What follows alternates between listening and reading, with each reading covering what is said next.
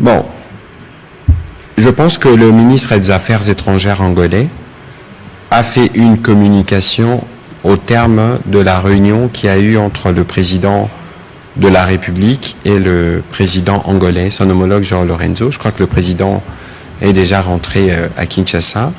Le président Lourenço, c'est le président de l'Union africaine. Le président Lourenço, c'est le président de l'Angola, qui est un de nos principaux alliés, pays voisins, avec lesquels nous avons des rapports qui sont historiques. Ce n'est peut-être pas le cadre de tout rappeler ici.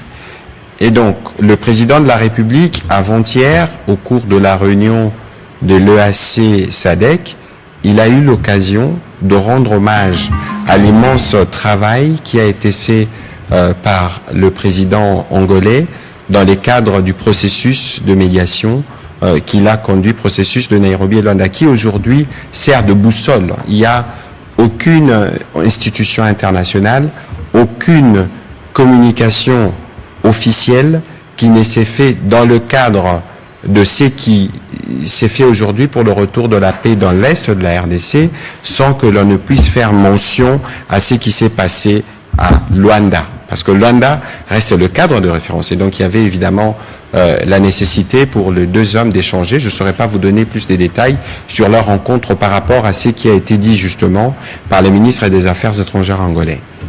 Doha, Luanda, il y a un trait d'union à tout ça. Les traits d'union, c'est qu'il faut qu'on arrive à la paix. Et je pense que nous aurons l'occasion de faire une séance où nous reviendrons beaucoup.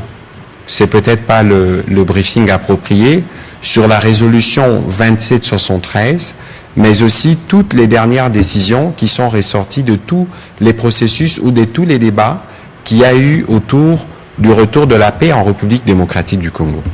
Et il y a une constante. Parce que nous n'avons pas que de droit dans le cadre de ce qui se passe chez nous avec cette guerre, nous avons aussi des devoirs. Et la résolution 2773, qui supplante plus ou moins toutes les décisions qui ont été prises dans ces cadres-là, nous recommande le dialogue. Et toutes les autres institutions nous les recommandent aussi. Et vous avez vu que même nos partenaires qui prennent des sanctions contre le Rwanda sont aussi dans cette optique parce que finalement, il n'y a aucune guerre qui ne peut se terminer sans qu'on passe par la case du dialogue qui aboutit à la paix. Et donc, il faut considérer que toutes ces initiatives se font dans ce cadre-là. Le président de la République, fidèle à son engagement pour le retour de la paix en République démocratique du Congo, a voulu, à travers toutes ces initiatives, donner la réponse congolaise à cette forme de devoir qui était le nôtre, en disant que nous connaissons, on ne va peut-être pas revenir sur les détails de toutes les composantes avec lesquelles ces discussions se font, mais c'est parce qu'il y a un objectif que nous devons atteindre. Et nous sommes dans un processus qui est justement très délicat. Le ministre tout à l'heure parlait des avions. Il y a une phase d'atterrissage, une phase de croisière et une amorce d'atterrissage. Peut-être que toutes ces initiatives nous plantent dans les décors d'une forme d'atterrissage. C'est une phase qui est délicate. Et dans cette délicatesse-là, il y a donc justement des choses qui doivent être faites pour faciliter les discussions qui doivent nous permettre d'aboutir. Il y a eu 5 comédiateurs qui ont été désignés.